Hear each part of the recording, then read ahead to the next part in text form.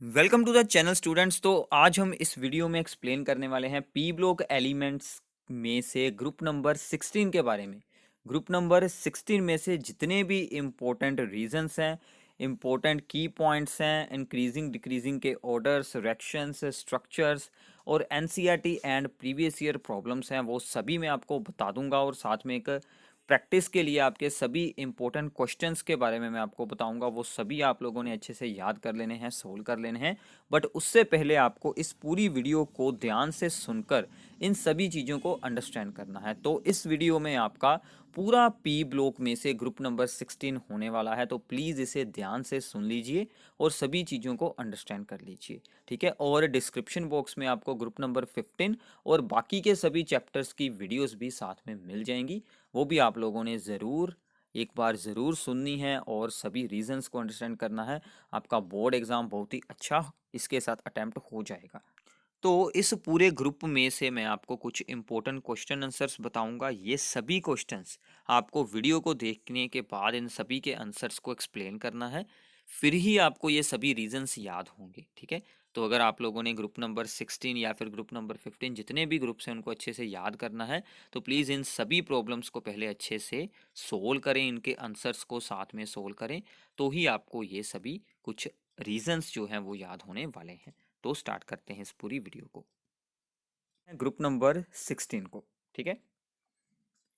तो ये सभी कुछ according to the new reduced syllabus के अकॉर्डिंग है। तो ग्रुप नंबर 16 जो कि ऑक्सीजन की फैमिली है, तो ये स्टार्ट होती है ऑक्सीजन से, ठीक है। तो oxygen, sulphur, selenium, tellurium and the polonium, ठीक है। तो इसको याद रखने का फॉर्मूला क्या है कि ओम शर्मा सेंड 10 पुलिसमैन। आप ऐसे इसे याद रख सकते हैं, ओ से ओम शर्मा सेंड 10 पुलिसमैन, ठीक है।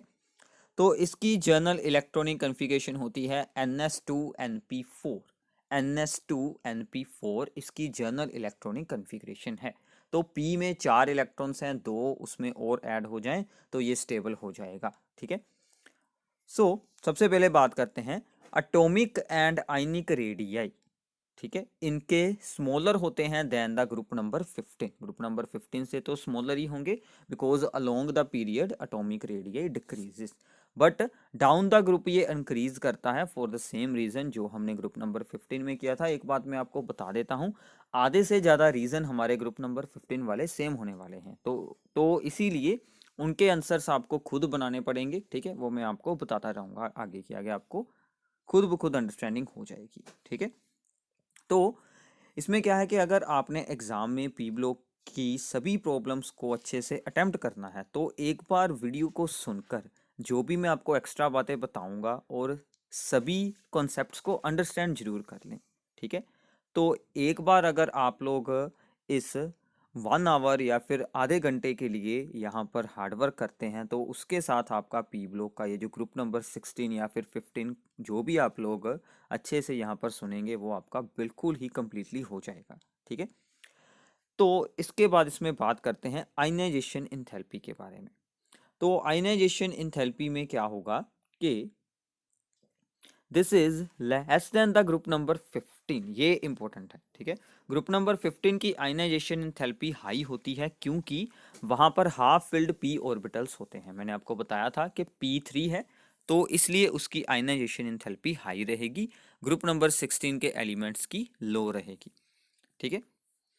सो नाउ ये थी आयनाइजेशन इंथैल्पी की बात। इसके बाद आता है कि ऑक्सीजन जो है is the second most electronegative element in the whole periodic table. पूरे पीरियोडिक टेबल में सबसे ज्यादा इलेक्ट्रोनेगेटिव कौन है? फ्लोरीन। उसके बाद आता है ऑक्सीजन, ठीक है। Electron gain enthalpy, electron gain enthalpy sulphur से अगर हम जाएंगे डाउन द ग्रुप तो ये डिक्रीज करती है, ठीक है। बट ऑक्सीजन की भी इलेक्ट्रॉन गेन इंथैल्पी सल्फर से लो वैल्यू की होती है। ये भी एग्जाम में पूछा जाता है कि ऐसा क्यों होता है। तो क्या आएगा कि why oxygen has less negative electron gain enthalpy, ठीक है। ऑक्सीजन की electron gain enthalpy less negative क्यों होती है? अब इलेक्ट्रॉन गेन इंथैल्पी का मतलब होता है कि इलेक्ट्रॉन को ऑक्सीजन में हमने ऐड करना है, तो उस टाइम जितनी इंथैल्पी चेंज या फिर एनर्जी रिलीज होती है उसको हम बोलते हैं इलेक्ट्रॉन गेन इंथैल्पी, ठीक है, क्योंकि ऑक्सीजन का साइज बहुत ही छोटा होता है, ठीक है, स्मॉल साइज है, इसलिए जो इलेक्ट्रॉन गेन होना है, यानी कि जो यहाँ पर इनकमिंग इलेक्ट्रॉन है उसको रिपल्शन मिलती है, इसलिए उसकी इलेक्ट्रॉन गेन एंथैल्पी डिक्रीज हो जाती है, ठीक है। तो इनकमिंग इलेक्ट्रॉन यहाँ पर आप लोगों ने लिख लेना है, incoming electron gets repelled by the electrons present in the small oxygen atom, ठीक है। सो इसके बाद आती है कैटिनेशन, ठीक है। तो कैटिनेशन वाला कॉन्सेप्ट ग्रुप नंबर 15 वाला सेम रहेगा कि इसमें भी क्या होगा कि सल्फर में कैटिनेशन की टेंडेंसी ऑक्सीजन से ज़्यादा रहेगी, और सल्फर हमें मिलता है S8 मॉलिक्यूल में, बल्कि ऑक्सीजन मिलता है हमें O2 यानी कि डाइएटोमिक मॉलिक्यूल, क्योंकि इसमें भी पी पाई बॉन्ड्स बन जाते हैं, क्योंकि इसका साइज होता है स्मॉल, इसलिए ये मल्टीपल बॉन्ड्स बना लेता है। और ऑक्सीजन भी एक होती है गैस, बट सल्फर होता है सॉलिड, ठीक है। ये सभी रीजंस आपके सेम रहेंगे जो हमने ग्रुप नंबर 15 में रीड किए हैं, सिर्फ आपको वहाँ पर नाइट्रोजन की जगह पर ऑक्सीजन के बारे में एक्सप्लेन कर देना है, ठीक है। तो सल्फर की S8 में जो स्ट्रक्चर होती है उसको हम बोलते हैं पक्कड़ रिंग स्ट्रक्चर। ये ऐसे आप लोग बना सकते हैं, this is like the W, ठीक है, या फिर हम इसे बोलते हैं क्राउन शेप, ठीक है। इसको जरूर बनाकर देखिएगा, this is important one, okay. So आगे चलते हैं, आगे हैं इनकी ऑक्सीडेशन स्टेट्स, ठीक है। तो ऑक्सीडेशन स्टेट्स में क्या है कि ऑक्सीजन की ऑक्सीडेशन स्टेट्स में सबसे ज़्यादा वो शो करता है -2, इसके अलावा वो शो कर सकता है -1 जब वो अपने बनाएगा पर ऑक्साइड, जिसमें ऑक्सीजन ऑक्सीजन का सिंगल बॉन्ड रहेगा। और पॉजिटिव ऑक्सीडेशन स्टेट वो सिर्फ फ्लोरीन के साथ ही शो करता है, क्योंकि फ्लोरीन उससे ज़्यादा इलेक्ट्रोनेगेटिव है, ठीक है। और जीरो शो करता है ऑक्सीजन गैस और ओजोन गैस में, जो उसके एलोट्रोप्स हैं, ठीक है। तो ऐसी ब्लैंक्स या ऐसे तो या ऐसे एमसीक्यूज आपको पूछे जा सकते हैं, ठीक है। सो नाउ ये भी रीजन बहुत बार एग्जाम में पूछा गया है, tendency to show the -2 oxidation state decreases from oxygen to the last element tellurium, ठीक है, क्योंकि पोलोनियम तो रेडियो एक्टिव है, उसकी हम बात बीच में नहीं करेंगे। तो down the group -2 oxidation state show होने की टेंडेंसी डिक्रीज होती है, क्योंकि इलेक्ट्रोनेगेटिविटी डिक्रीज हो जाती है, क्योंकि ऑक्सीजन की तो इलेक्ट्रोनेगेटिविटी हाई है, बट डाउन द ग्रुप वो डिक्रीज हो जाती है, इसलिए माइनस की जो ऑक्सीडेशन स्टेट है, मतलब इलेक्ट्रॉन जब अट्रैक्ट होने हैं, गेन होने हैं, वो वाली टेंडेंसी डिक्रीज हो जाती है, ठीक है। सल्फर जो है, सल्फर में पॉजिटिव ऑक्सीडेशन स्टेट्स भी बहुत शो होती हैं, उसमें -2 जो कि सल्फाइड आयन, +2 +4 +6, ये सभी ऑक्सीडेशन स्टेट्स शो होती हैं, क्योंकि इसके पास डी ऑर्बिटल्स होते हैं, वेकेंट डी ऑर्बिटल्स होते हैं, और इलेक्ट्रॉन्स जो हैं वो डी ऑर्बिटल्स में प्रमोट हो जाते हैं, जिसके कारण कि ये अपनी कोवलेंसी को एक्सटेंड कर लेता है अप टू 6, ठीक है। बट ऑक्सीजन के पास डी ऑर्बिटल्स बिल्कुल नहीं होते, इसलिए उसमें ऐसा केस बिल्कुल नहीं हो सकता, ठीक है, जैसे कि नाइट्रोजन में हमने देखा था, ओके। तो इसके बाद आते हैं hydrides of the group number 16, ठीक है।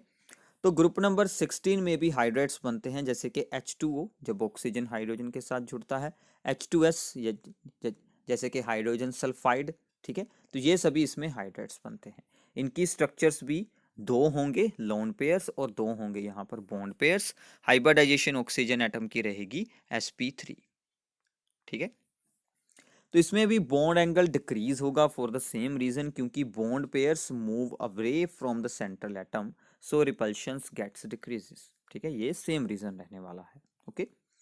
तो एसिडिक करेक्टर इंक्रीज करेगा, ये बहुत ही इंपॉर्टेंट है। तो मैंने आपको बताया था कि ये जो इनके इंक्रीजिंग और डिक्रीजिंग ऑर्डर्स आपको एग्जाम में पूछे जाते हैं, वो आपको यहाँ से सभी अंडरस्टैंड हो जाएंगे, ठीक है। एसिडिक करेक्टर इंक्रीज करेगा डाउन द ग्रुप, क्योंकि ये जो MH बॉन्ड है वो वीक होता जाता है, उसकी बॉन्ड एसोसिएशन एंथैल्पी डिक्रीज हो जाती है। तो इसका मतलब रिड्यूसिंग करेक्टर इंक्रीज करेगा और जो हमारी थर्मल स्टेबिलिटी है वो डिक्रीज करेगी। रिड्यूसिंग करेक्टर मतलब हाइड्रोजन वो कितनी जल्दी रिलीज करता है, ठीक है, क्योंकि बॉन्ड वीक हो गया तो वो जल्दी रिलीज करेगा, और जल्दी रिलीज हो जाता है मतलब उसकी स्टेबिलिटी डिक्रीज हो रही है, तो स्टेबिलिटी डिक्रीज होगी, ठीक है। सो नाउ तो bond angle and the thermal stability decrease होंगे, और acidic character and reducing character दोनों इंक्रीज होंगे। ठीक है, तो ये 4 चीजें आप लोगों को याद रखनी है। ओके, इसके अलावा एक ग्रुप के हाइड्रेट्स को दूसरे ग्रुप के हाइड्रेट्स के साथ भी कंपेयर किया जा सकता है, जैसे कि H2S is more acidic then phosphine PH3, जो हमने पिछले ग्रुप में रीड किया था, क्योंकि सल्फर की इलेक्ट्रोनेगेटिविटी ज़्यादा है। ठीक है, अलोंग द पीरियड जब आप लोगों ने यहाँ पर एसिडिक स्ट्रेंथ को करना है कंपेयर, तो आप लोगों ने इलेक्ट्रोनेगेटिविटी को ही देखना है। ठीक है, डाउन द ग्रुप में आपको बॉन्ड स्ट्रेंथ देखनी है। ठीक है, तो आगे चलते हैं। एक और बहुत ही इंपॉर्टेंट है इसमें term, that is the volatility. ठीक है, और या फिर इनके बॉइलिंग पॉइंट्स, ये बहुत ही इंपॉर्टेंट है। ठीक है, सो नाउ जो यहाँ पर H2S है, इसकी वोलेटिलिटी H2O से ज़्यादा होती है, यानी कि इसका बॉइलिंग पॉइंट लो होता है देन द H2O। बाद में ये डिक्रीज होता है डाउन द ग्रुप। ठीक है, वोलेटिलिटी डिक्रीज होती है, सॉरी। ठीक है, मतलब कि बॉइलिंग पॉइंट इंक्रीज होता है। तो मतलब अब यहाँ पर हमसे जो चीज़ पूछी जा सकती है वो क्या है कि why H2O is low volatile, have low volatility than the H2S, और या फिर H2O का बॉइलिंग पॉइंट H2S से ज़्यादा क्यों होता है।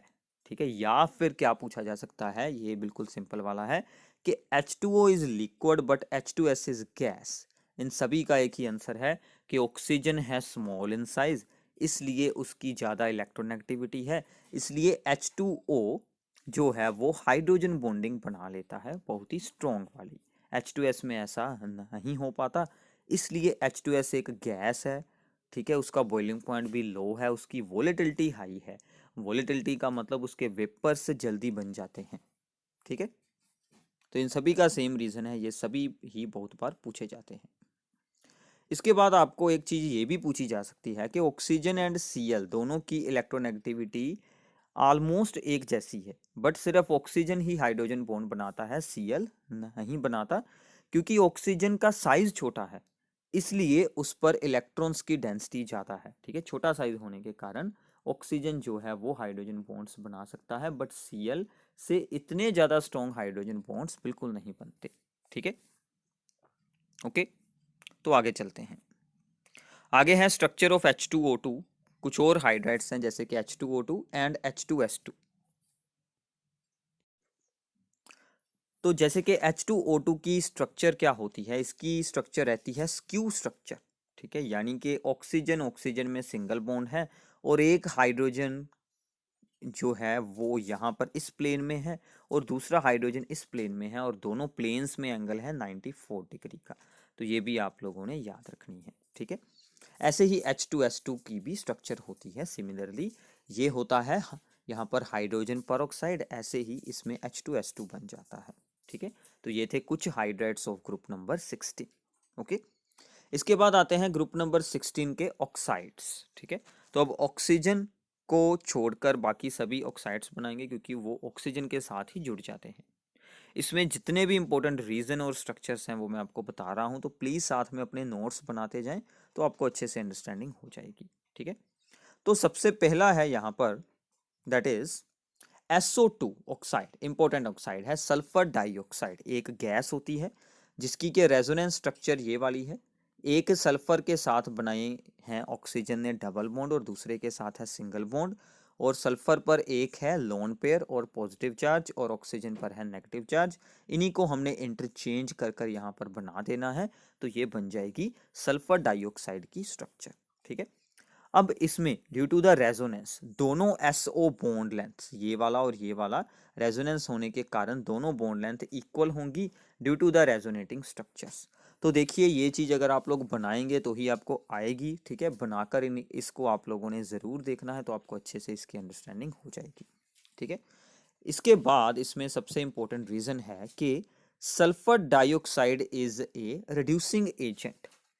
सल्फर डाइऑक्साइड गैस एक रिड्यूसिंग एजेंट होती है, बट TeO2 या फिर जो भी आगे के ऑक्साइड्स हैं, ठीक है, वो रिड्यूसिंग एजेंट नहीं होते, क्योंकि अब यहाँ पर आप लोगों ने ध्यान से देखना है कि SO2 में सल्फर की ऑक्सीडेशन स्टेट क्या है, +4, क्योंकि ऑक्सीजन की होती है -2, सो 2 × 2 बन गया 4, तो +4। सल्फर अपनी +6 ऑक्सीडेशन स्टेट में ज़्यादा स्टेबल होता है, इसलिए वो अपनी ऑक्सीडेशन स्टेट को +4 से +6 में चेंज करने की ही कोशिश करता है, जिसके कारण के वो दूसरी चीज को रिड्यूस कर देता है, इसलिए वो एक रिड्यूसिंग एजेंट है। ठीक है। और इसके अलावा जो सल्फर डाइऑक्साइड है वो रिड्यूसिंग के साथ साथ ऑक्सीडाइजिंग एजेंट भी है, क्योंकि अब उसकी +4 ऑक्सीडेशन स्टेट है जो कि इंक्रीज भी हो सकती है और डिक्रीज भी हो सकती है। ठीक है ना, बीच में है ना, तो इसकी ऑक्सीडेशन स्टेट जो है सल्फर की वो तो -2 से लेकर +6 तक है, तो हम इसको इंक्रीज भी करवा सकते हैं, डिक्रीज भी करवा सकते हैं, इसलिए वो oxidizing as well as reducing agent दोनों ही है। ठीक है। अब मोएस्ट SO2 या फिर मोएस्ट सल्फर डाइऑक्साइड के रिड्यूसिंग एक्शन की कुछ एग्जांपल्स जो कि बहुत बार एग्जाम में पूछी जाती हैं एज ए डायरेक्ट रिएक्शन, तो ये आप लोगों ने याद रखनी है। ठीक है। SO2 यहाँ पर वाटर के साथ मिलकर कुछ रिड्यूसिंग एजेंट का जब अपना एक्शन दिखाता है तो वो यहाँ पर ferric ions Fe3 positive ions को चेंज कर देता है Fe2 पॉजिटिव आयंस में, उसमें एक इलेक्ट्रॉन ऐड कर देता है, तो सल्फर डाइऑक्साइड की खुद की ऑक्सीडेशन होकर सल्फेट आयन बन जाता है और साथ में यहाँ से H पॉजिटिव बन जाते हैं। ठीक है। ऐसे ही वो यहाँ पर जो है वो MnO4 नेगेटिव आयन यानी कि पर मेगानेट आयन, इसको भी रिड्यूस करवाकर Mn2 पॉजिटिव आयन बना देता है और खुद का सल्फेट बना देता है। तो इसमें क्या होता है कि ये जो पर मेगानेट आयन है इसका रंग होता है पर्पल कलर का, वो रिएक्शन के बाद डिसअपीयर हो जाता है। सो इस रिएक्शन को सल्फर डाइऑक्साइड की डिटेक्शन के लिए यूज किया जाता है। तो ये बहुत इंपॉर्टेंट है, प्लीज इसे नोट डाउन कर लें। ये आपके एग्जाम में बहुत बार पूछी जाती है कि how to detect the sulphur dioxide gas. ठीक है, तो आप इस रिएक्शन को एक्सप्लेन कर सकते हैं। इसमें KMnO4 का पर्पल कलर डिसअपीयर होगा, साथ में नोट डाउन कर लीजिए। ठीक है। तो सल्फर डाइऑक्साइड को बनाया जा सकता है सल्फर की ऑक्सीजन के साथ रिएक्शन करवाकर, सिंथेसिस हो जाएगी ये। और इसके अलावा इसकी कुछ एक दो और इम्पोर्टेंट रिएक्शन है, अगर इसको वाटर में डिसोल्व करें तो ये सल्फ्यूरियस एसिड बनाएगा जो कि आल्सो एक रिड्यूसिंग एजेंट है। और सल्फर डाइऑक्साइड की Cl2 के साथ रिएक्शन करवाएंगे तो SO2Cl2 बन जाता है। ठीक है। और SO2 एक यहाँ पर एयर पोल्यूटेंट भी है। ठीक है, तो एयर पोल्यूटेंट क्योंकि ये एसिड रेन बनाता है एटमॉस्फेयर में, इसलिए ये एक एयर पोल्यूटेंट है। ठीक है। इसके बाद आती है सल्फर ट्राइऑक्साइड SO3। ठीक है, जिसको कि सल्फ्यूरिक एसिड की मैन्युफैक्चरिंग में बनाया जाता है, इसमें जिसमें कि इसका मेन रोल रहता है। तो इसको बनाने के लिए सल्फर डाइऑक्साइड की ऑक्सीजन के साथ रिएक्शन करवाते हैं in the presence of the vanadium pentoxide, तो उससे बन जाती है सल्फर ट्राइऑक्साइड। इसको अगर हम सल्फ्यूरिक एसिड में अब्जॉर्ब करवा लें तो वहां से बन जाता है ओलियम H2S2O7, जो कि सल्फर का ही एक ऑक्सो एसिड है, that is called the oleum. ठीक है, तो ये सल्फर डाइऑक्साइड की स्ट्रक्चर है, ऑक्सीजन ने डबल बॉन्ड बनाए हुए हैं सल्फर के साथ। ठीक है, तो आगे चलते हैं।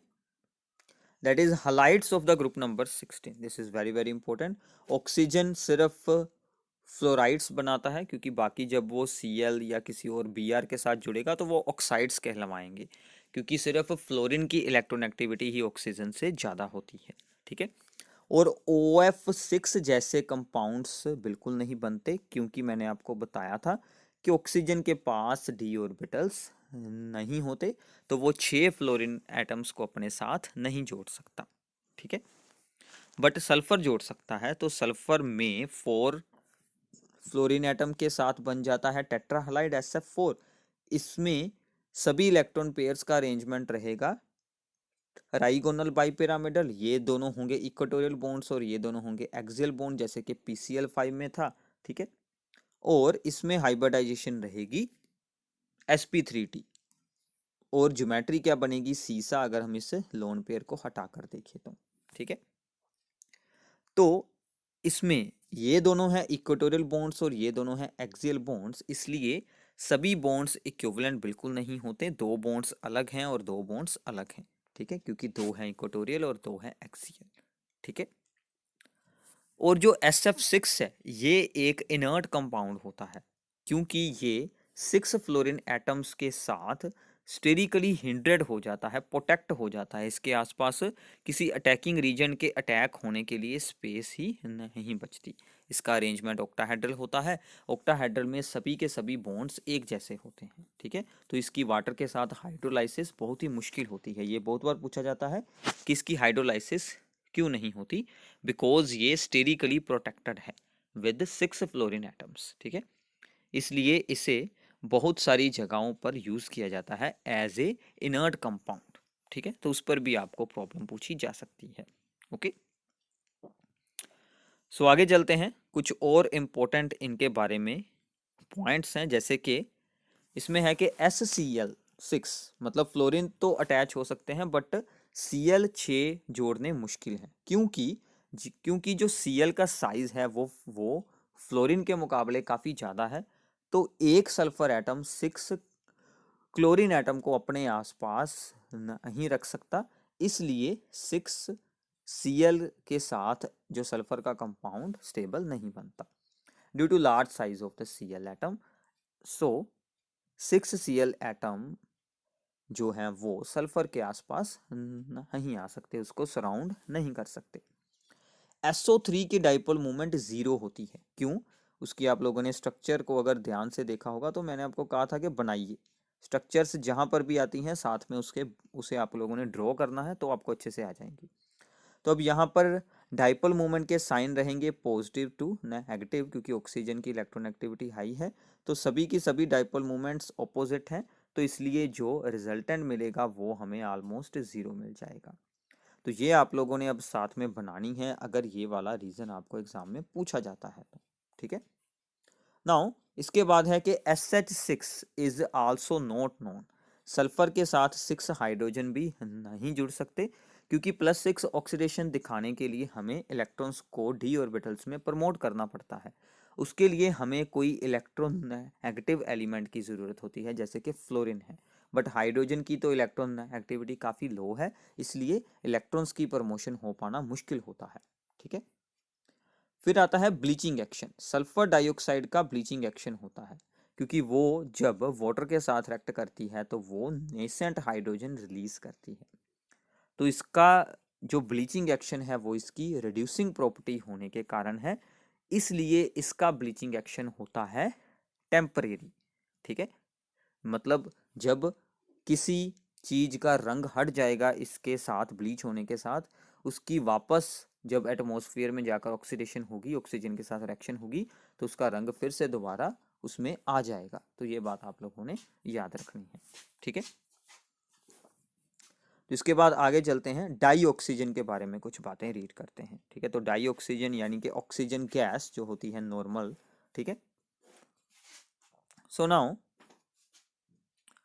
Die oxygen prepared by the decomposition of some oxides, जिस ऑक्साइड में बहुत सारी ऑक्सीजन होती है उसके डिकम्पोजिशन के साथ इसे बना सकते हैं, जैसे कि पोटाशियम क्लोरेट ClO3 क्लोरेट, इसको हीट करेंगे तो ऑक्सीजन एंड पोटाशियम क्लोराइड बनेगा। PbO2 लेड का ऑक्साइड है, उससे बनेगा lead monoxide plus oxygen. H2O2 hydrogen peroxide, उससे भी हम बना सकते हैं वाटर एंड ऑक्सीजन, ठीक है। तो अब ऑक्सीजन और सल्फर के बारे में बहुत ही इंपॉर्टेंट बात, जो कि बहुत बार एग्जाम में आपको वहां पर मिल सकती है, ठीक है, कि oxygen is paramagnetic in nature, मतलब मैग्नेटिक फील्ड की तरफ अट्रैक्ट होगी। And also sulphur in vapour state is also paramagnetic above 1000 kelvin, वो अपनी वेपर फॉर्म में चेंज होती है, वो भी पैरामैग्नेटिक है, क्योंकि वो भी S2 बन जाती है, ठीक है, सॉलिड से जब उसके वेपर्स बनते हैं। इन दोनों का रीजन सेम है, क्योंकि इन दोनों के पास यहाँ पर अनपेड इलेक्ट्रॉन्स होते हैं इनके एंटी बॉन्डिंग पाई ऑर्बिटल्स में। अभी एंटी बॉन्डिंग पाई ऑर्बिटल्स आप लोगों ने पिछले साल चैप्टर नंबर 4 केमिकल बॉन्डिंग में रीड किए होंगी, मॉलिक्यूलर ऑर्बिटल थ्योरी। उसमें हम रीड करते थे बॉन्डिंग ऑर्बिटल्स और एंटी बॉन्डिंग ऑर्बिटल्स, उनमें अनपेड इलेक्ट्रॉन्स होते हैं, इसलिए oxygen and sulphur in vapour state both are paramagnetic. आप अभी के लिए सिर्फ इतना याद रख सकते हैं रीजन, ठीक है। And also oxygen reacts with nearly all the metals and non-metals with some external heating, क्योंकि ऑलमोस्ट जितनी भी कंबशन रिएक्शंस होती हैं वो हम किसी चीज़ की ऑक्सीजन के साथ रिएक्शन को ही कंबशन बोल देते हैं। सभी मेटल्स ऑलमोस्ट इसके साथ रिएक्ट कर जाते हैं except the some noble metals यानी कि गोल्ड एंड प्लेटिनम, इनकी ऑक्सीजन के साथ नहीं रिएक्शन होती, ठीक है, एंड सम नोबल गैसेस की भी, ठीक है। तो जैसे कि एल्यूमिनियम ऑक्सीजन के साथ रिएक्ट करेगा तो ये एल्यूमिनियम ऑक्साइड बना देगा, तो HCl जब इसके साथ रिएक्ट करेगा in the presence of the copper chloride तो ये Cl2 एंड H2O बन जाएगा, ठीक है। तो ऐसी बहुत सारी रिएक्शंस हैं ऑक्सीजन के साथ जो कि हो सकती हैं। तो आपको ये 2-3 इंपॉर्टेंट है यही याद रखनी है, और ये याद रखना है कि कौन से मेटल्स ऑक्सीजन के साथ नहीं रिएक्ट करते, ठीक है, ओके। तो ये ऑक्सीजन की एक फॉर्म हो गई O2 और दूसरी हमें उसकी फॉर्म मिलती है O3 यानी कि ओजोन, ठीक है। तो ओजोन की जो स्ट्रक्चर है वो ये है, एक ऑक्सीजन ने एक के साथ सिंगल बॉन्ड और दूसरे के साथ बनाएगा डबल बॉन्ड और पॉजिटिव नेगेटिव चार्जेस हैं और इनको आप लोग इंटरचेंज कर कर बनाएं और ये इसकी 2 रेजोनेंस स्ट्रक्चर्स बन जाएंगी, ठीक है। अब इसमें भी क्या होगा कि सभी oxygen oxygen bond lengths equal होती हैं ड्यू टू द रेजोनेंस, यानी कि ये वाला भी और ये वाला भी दोनों बॉन्ड एक जैसे होते हैं क्योंकि जो एक्चुअल स्ट्रक्चर होगी वो इसकी हाइब्रिड होगी, रेजोनेंस स्ट्रक्चर होगी, ठीक है, रेजोनेंस हाइब्रिड होगी।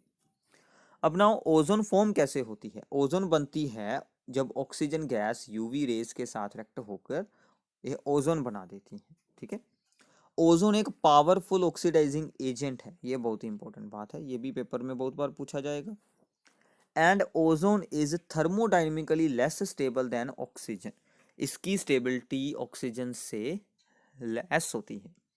इन दोनों के रीजंस क्या हैं, क्योंकि because decomposition of oxygen is spontaneous process, ठीक है। ऑक्सीजन की डिकम्पोजिशन स्पॉन्टेनियस है, मतलब ऑक्सीजन ओजोन ऑक्सीजन प्लस एक नेसेंट ऑक्सीजन बना देती है और ये एक एक्सोथर्मिक रिएक्शन है, हीट बाहर निकलेगी और तो एंट्रोपी तो इंक्रीज होगी ही क्योंकि एक चीज ब्रेक होकर दो चीजें बना रही है, एंट्रोपी इंक्रीज हो रही है तो एक्सोथर्मिक रिएक्शन है। दोनों के साथ हमें क्या यहाँ से चीज मिलती है कि जो जो यहाँ पर गिब्स एनर्जी का साइन होगा, गिब्स एनर्जी चेंज का साइन वो रहेगा नेगेटिव। तो वो सभी रिएक्शंस होती हैं स्पॉन्टेनियस जिनमें के change in the Gibbs energy का साइन रहता है नेगेटिव। तो ये इसका रीजन मिल जाएगा अगर आपको पेपर में पूछा जाए कि why ozone is powerful oxidizing agent, तो भी आपको यही रिप्रेजेंट करना है। और अगर आपको ये एग्जाम में पूछा जाए कि why ozone is oxidizing agent and why ozone is thermodynamically less stable, दोनों का आंसर यही सेम आपको मिलने वाला है ओजोन के बारे में, ठीक है। सो इसके बाद है इसमें इसका ऑक्सीडाइजिंग एक्शन, आप लोगों ने किसी रिएक्शन के साथ आप इसे शो कर सकते हैं, प्रूफ कर सकते हैं, और वैसे भी ये सभी एज ए रिएक्शन आपको एग्जाम में मिल जाती हैं। तो यहाँ पर आयनिक फॉर्म में भी रिएक्शन पूछी जा सकती है, मतलब यहाँ पर सिर्फ आयोडाइड आयन होगा तो आपको यहाँ से भी के को हटाकर सिर्फ यहाँ पर OH आयन पा देना है। तो यहाँ से पोटाशियम आयोडाइड ऑक्सीडाइज होकर आयोडीन बन जाता है विद ओजोन, और Hg यानी कि मरकरी का ऑक्साइड बन जाता है ऑक्सीडाइज होकर, लेड सल्फाइड से बन जाता है लेड सल्फेट, तो ऑक्सीडेशन होकर, ठीक है, इसमें ऑक्सीडेशन होगी सल्फर की, तो सल्फर की ऑक्सीडेशन होकर ये बन जाएगा सल्फेट, ठीक है। तो इसके अलावा जो ओजोन की लेयर है हमारे एटमॉस्फेयर के अपर पार्ट में, वो डिप्लीट होती है दो चीजों के साथ, एक होते हैं नाइट्रोजन के ऑक्साइड्स और दूसरे होते हैं CFC यानी कि क्लोरोफ्लोरोकार्बन्स। तो क्लोरोफ्लोरोकार्बन्स एक एरोसोल्स हैं, तो ये भी एग्जाम में पूछा जाता है कि कौन सी एरोसोल्स हैं जो कि ओजोन को डिप्लीट करती हैं, वो हैं CFC क्लोरोफ्लोरोकार्बन्स, या हम इन्हें बोल देते हैं फ्रियोन्स। तो इनमें से एक नेसेंट Cl बाहर निकलती है जो कि ओजोन के साथ रिएक्ट होकर उसको डिप्लीट कर देती है, ऐसे ही NO के साथ इसकी रिएक्शन हो सकती है, ठीक है। तो इसके बाद आगे चलते हैं कि जो सल्फर के कुछ एलोट्रोप्स होते हैं, जैसे कि ऑक्सीजन के हैं O2 एंड O3, ऐसे ही सल्फर के भी बहुत सारे एलोट्रोप्स होते हैं। उनमें से सबसे ज़्यादा जो स्टेबल है थर्मोडाइनमिकली वो है रोम्बिक सल्फर, ठीक है, जो कि अगर हम उसे 370 केल्विन से ऊपर अगर हम उसे यहाँ पर हीट करते हैं अबाउट 100 डिग्री सेल्सियस पर, तो वो चेंज होकर मोनोक्लिनिक फॉर्म में चेंज हो जाता है, अपने दूसरे एलोट्रोप में वो चेंज हो जाता है। तो जो इसका मोस्ट स्टेबल है यानी कि रोम्बिक सल्फर है, उसकी स्ट्रक्चर कौन सी है, पक्कड़ रिंग, जो हमने स्टार्टिंग में देखी थी S8 वाली स्ट्रक्चर, जो कि ऐसी थी कुछ राउंड शेप, वो इसकी स्ट्रक्चर होती है। ठीक है, तो ये भी बात आप लोगों ने याद रखनी है, this is also very very important one. Okay, तो आगे चलते हैं, सल्फर के कुछ ऑक्सो एसिड्स के बारे में बात करते हैं। सो नाउ सल्फर के कुछ ऑक्सो एसिड्स हैं। अब जो इनकी स्ट्रक्चर्स हैं वो आप लोगों ने अच्छे से बनाकर देखनी है, क्योंकि फॉस्फोरस के ऑक्सो एसिड्स को इस साल के सिलेबस में से रिमूव किया गया है, तो मोस्टली यही चांसेस हैं कि सल्फर के ऑक्सो एसिड्स में से आपको स्ट्रक्चर्स जो हैं वो इन्हीं में से ही पूछी जाएंगी। ठीक है, तो इनकी सभी की स्ट्रक्चर्स प्लीज़ बनाइए। इन पर मैंने एक अलग से वीडियो बनाई हुई है, वो भी आप लोग अच्छे से देख सकते हैं, तो वहाँ से आपको इनकी स्ट्रक्चर्स बनानी ईजिली आ जाएंगी। ठीक है, तो सबसे पहले होता है इसमें सल्फ्यूरियस एसिड, ठीक है, जो कि है H2SO3 प्लस 4 ऑक्सीडेशन स्टेट रहेगी सल्फर की, ऑक्सीडेशन स्टेट भी पूछ सकते हैं। ठीक है, तो इसमें एक रहेगा सल्फर के पास लोन पेयर, बाकी OH OH एंड ऑक्सीजन के साथ डबल बॉन्ड तो होगा ही होगा सभी में। ठीक है, तो बाद में आता है हमारा जो मेन एसिड है, that is the sulphuric acid. ठीक है, तो यहाँ से आप लोगों को मैं दिखाता हूँ। सो ये रहा हमारा सल्फ्यूरिक एसिड, इसमें दो रहेंगे OH ग्रुप और एक है सल्फर, और साथ में दो जुड़े हैं ऑक्सीजन। तो ये हमारी फुल रिवीजन वीडियो है, तो आई होप कि आप लोगों ने इनके बारे में पहले रीड किया होगा। अगर आप लोगों ने इनको बिल्कुल नहीं इसके बारे में कुछ जानकारी, तो आप लोग वीडियो को रोक कर बनाएं, या फिर इसकी जो मैंने एक अलग वीडियो बनाई है उसमें मैंने सिर्फ स्ट्रक्चर्स को बनाना ही सिखाया है, वो आप लोगों ने ज़रूर देख लेनी है। ठीक है, तो दो सल्फर के साथ बनेंगे डबल बॉन्ड ऑक्सीजन के, और साथ में OH एंड OH जुड़े होंगे। ठीक है, तो इसमें इसकी ऑक्सीडेशन स्टेट रहेगी +6, ये है हमारा सल्फ्यूरिक एसिड। ठीक है, तो इसके बाद हमें क्या करना है कि यहाँ से एक ऑक्सीजन को यहाँ पर रिमूव कर कर, तो यहाँ पर आप लोग लगा सकते हैं सल्फर, तो इसका फॉर्मूला बन जाएगा H2S23 S2O3, तो ये बनता है थायोसल्फ्यूरिक एसिड। तो थायो वर्ड जब सल्फर का सल्फर के साथ बॉन्ड बनता है तो हम थायो वर्ड यूज करते हैं, तो हम ऐसे सल्फ्यूरिक एसिड से थायोसल्फ्यूरिक एसिड बना दिया। अगर इसमें एक ऑक्सीजन एटम और ऐड कर दें, ठीक है, यहाँ पर एक ऑक्सीजन एटम और ऐड कर दें, तो ये बन जाएगा H2SO5, that is the peroxo monosulphuric acid. तो ये बनेगा पर ऑक्सो मोनोसल्फ्यूरिक एसिड। ठीक है, इसका एक और नाम है, that is the Carolus acid. ठीक है, तो अगर अब, ठीक है, अगर इसमें ऐसे दो मॉलिक्यूल्स को आपस में ही जोड़ दें, ऐसे दो सल्फ्यूरिक एसिड के मॉलिक्यूल्स को आपस में जोड़ दें, इसका भी एक OH निकाल दें और दूसरे का भी OH निकाल के दोनों के सल्फर एटम्स को आपस में जोड़ दें, तो ये बन जाएगा डाईथायोनिक एसिड। फिर से सल्फर सल्फर का बॉन्ड है, इसलिए थायो वर्ड लगा है, डाईथायोनिक एसिड H2S2O6। ठीक है, तो आपको ये फॉर्मूला दिया जाएगा पेपर में, आपको ये फॉर्मूला यहाँ पर दिया जाएगा H2S2O6 की स्ट्रक्चर बनाए, तो आपको ये खुद बनानी है वहाँ पर। ठीक है, तो ऐसे ही इससे हम दो एसिड और बना सकते हैं। एक है अगर हम ऐसे दो मॉलिक्यूल्स को थ्रू ऑक्सीजन ऑक्सीजन जोड़ें, सिर्फ एक में से सिर्फ उनके जो यहाँ पर हाइड्रोजन्स हैं उनको ही हटाएं, तो ये हमारा बन जाएगा H2S2O8। ऐसे ही H2S2O7 अगर एक ऑक्सीजन ही हम बीच में रखें, ठीक है, तो ये बन जाएगा हमारा पायरोसल्फ्यूरिक एसिड। ठीक है, तो ये इनकी कुछ इंपॉर्टेंट स्ट्रक्चर्स हैं। ठीक है, जिसमें कि आप लोगों को पर ऑक्सो डाइसल्फ्यूरिक एसिड, क्योंकि ऑक्सीजन ऑक्सीजन का बॉन्ड है, और ये है हमारा जो हमने ऊपर देखा था ओलियम, जो कि SO3 को सल्फ्यूरिक एसिड में अब्जॉर्ब होकर बन जाता था। तो ये सभी स्ट्रक्चर्स प्लीज़ आप लोगों ने बनानी है। ठीक है, और इस पर जो मैंने एक वीडियो बनाई हुई है स्पेशल, उसमें आपको इनको बनाना आ जाएगा, वो आप लोग ज़रूर देख लीजिए, डिस्क्रिप्शन में और ऊपर आपको यहाँ पर इसका लिंक मिल जाएगा। ठीक है, तो आगे चलते हैं, सल्फ्यूरिक एसिड की के बारे में कुछ इंपॉर्टेंट बातें और कुछ इंपॉर्टेंट रिएक्शंस मैं आपको बताता हूँ। सल्फ्यूरिक एसिड में बहुत ही ज़्यादा स्ट्रॉन्ग हाइड्रोजन बॉन्ड्स बने होते हैं आपस में उन सभी मॉलिक्यूल्स में, इसलिए इसका हाई बॉइलिंग पॉइंट होता है, विस्कोसिटी भी हाई होती है, क्योंकि इसमें जो है वो एक्सटेंसिव हाइड्रोजन बॉन्डिंग होती है, काफ़ी ज़्यादा हाइड्रोजन बॉन्डिंग स्ट्रॉन्ग होती है यहाँ पर। ठीक है, तो ऐसे आप उसे रिप्रेजेंट कर सकते हैं। दोनों OH ग्रुप जो हैं वो दोनों ऑक्सीजन्स के साथ हाइड्रोजन बॉन्ड्स बना लेते हैं। ठीक है, इसके एसिडिक करेक्टर में ये एक डाई बेसिक एसिड है, जिसमें से कि 2 H पॉजिटिव आयंस रिलीज हो सकते हैं। ठीक है, तो जब इसमें से एक H पॉजिटिव आयन रिलीज होता है तो उसका डेसोसिएशन कांस्टेंट तो बहुत ही ज़्यादा है, मतलब बहुत ही ईजिली ये चीज़ हो जाती है। बट बाद में जब इसमें से दूसरा H पॉजिटिव रिलीज होगा, उस डेसोसिएशन कांस्टेंट की वैल्यू काफ़ी लो है। इसका रीज़न ये है कि ये जो HS41 नेगेटिव आयन है, इस पर नेगेटिव चार्ज होने के कारण इसमें से हाइड्रोजन पॉजिटिव के रिलीज हो पाना काफ़ी डिफिकल्ट हो जाता है, इसलिए। ठीक है, तो इसलिए ये जो है Ka1 की वैल्यू ज़्यादा है Ka2 से, ये भी एग्जाम में पूछा जाता है। तो ये आप लोगों ने रीज़न विद दीज रिएक्शंस आपने बताना है वहाँ पर। ठीक है, अब सल्फ्यूरिक एसिड जो होता है वो अपनी कंसनट्रेटेड फॉर्म में एक डिहाइड्रेटिंग एजेंट है, यानी कि वो दूसरी चीज़ों में से वाटर को बाहर निकाल देता है।